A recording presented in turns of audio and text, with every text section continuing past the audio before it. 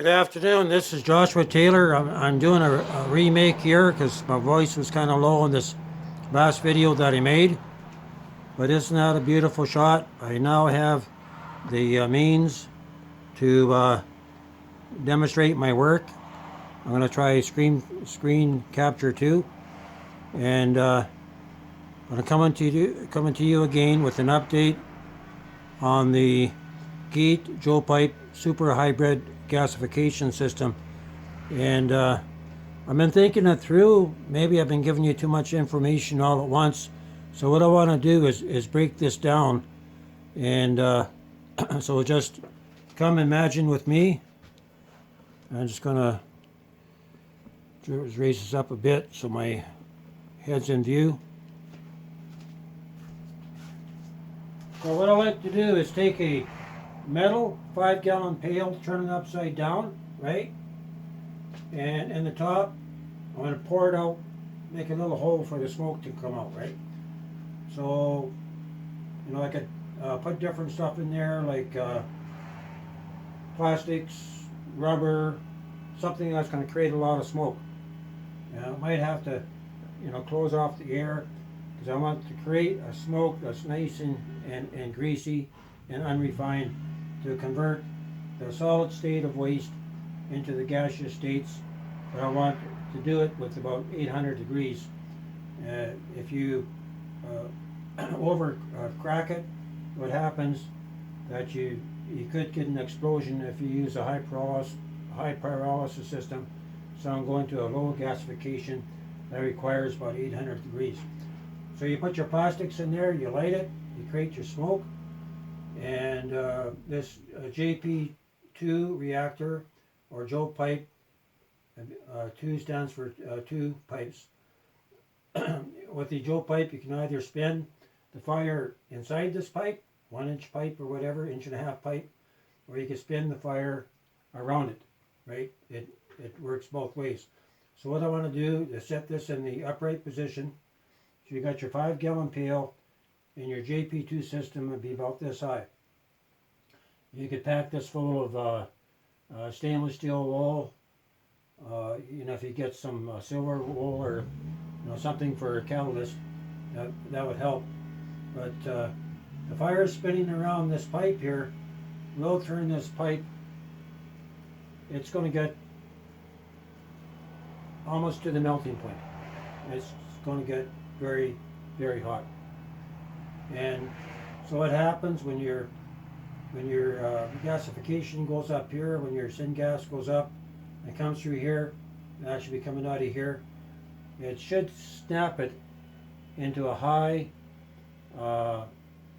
productive syngas. A syngas that's been you know, broken down as fine as you can get, right? It's going to be a very refined syngas, but you're using 2 stages. You're creating the low end syngas, you pass it through here, and you make it into a very high end syngas that's going to be extremely flammable. All right, so I want to test this. I haven't, in all my years of testing the Joe pipe, I haven't done this yet. You know, I've heated up water, but I haven't used it to crack like a pyrolysis system. So you got this coming off, and say here this would probably be about 3 inches across, and you would put that, you want to put that into like a stovepipe, right? To bring it up and have a diverter plate where the flame comes up, the exhaust comes up, goes around the plate. So on the top you would have about 20 feet of copper coil, 1/2-inch copper coil. You'd probably get away with 5/8 copper coil, whatever you can line out of a roll of copper. And this morning when Johnny and I came down from the mountain, I met a guy at the truck stop. He had a little heater like this, on-demand heater system. I forget the name brand, but it cost him over $1,000 to get it. And the heating coil was just a small copper tubing the size of a beer can. Wasn't much to it, right? $1,000 on-demand system for an RV. But now you have a coil that's going to put out 3 or 4 or 5 or 6 times more output. And you have the heat. So you got this big coil about this long stuck up here, and you'll be able to produce an endless supply of hot water. 2/3 of your fuel would be waste gasification, and 1/3 would be propane, right? So you're actually stretching out what you have.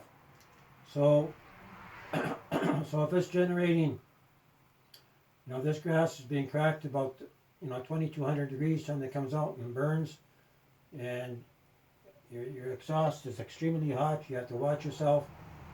You'll probably be able to put, raise it up higher and make a round table like this, about so deep, and to where you could actually use it for a cooking surface. You'd be able to put 2 or 3, a pot on there, a pan on there, and just be like a grill.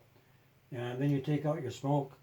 You might have put it through another air exchanger, for room air heating, and you might be able to drop the temperature down to maybe 500 degrees out, because there's so much heat involved when you make a fire inside of a pipe. It's extremely hot, and you get a lot of yield.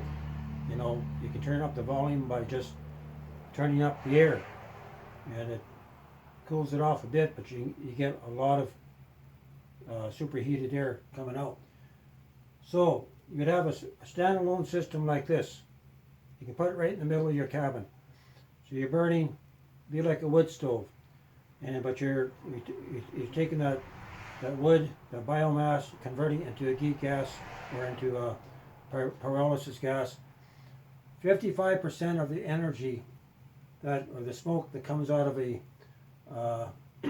just a plain ordinary wood stove goes out the chimney as gasification. There's still a lot of energy in it, but you have to raise it to about 1800 degrees, 1900 degrees before it's actually going to combust. So whoever has this standalone system, you'll be able to operate, get land anywhere. Land, you don't have to worry about power lines being nearby. You want to make sure, of course, that you have a good water source.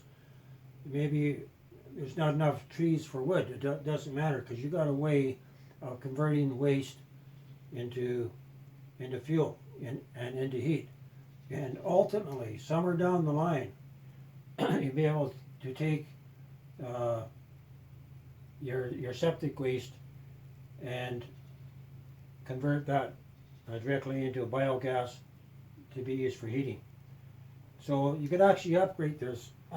There's a way to take your CO2, which is your burnt emissions, and if you use this plasma reactor and pass steam through it, you could actually convert steam into hydrogen and oxygen, because that plasma reactor, it's, 10-20,000 degrees, and you separate your oxygen from your hydrogen, and you take the hydrogen, you mix that with your propane, and you can take that and you can make diesel until the cows come home. See? So you're already using that energy, and by making the oxygen, you can take your leftover CO2 and condense that into fuel. And so this would allow all you preppers out there to come together on one piece of land. It doesn't matter if it's in the northern part of Quebec. The northern part of Quebec, there's nobody up there, just Eskimos, right? But it would give you a means to operate anywhere in the great Canadian North. And God has reserved the great Canadian North for his people in these end days. So I'm just getting this out to you. Would like to work with some people to make a hands-on thing. I think I have enough parts to put a crude system together. So if I can actually prove, if I take some plastic, burn plastic in here, you get that acrid black smoke, and it comes up here. If I can crack it with a little bit, through the Joe pipe system, the JP2 system, and get a burnable flame here, that would be the first step. And that should open up quite a bit of interest, because there's no one that I've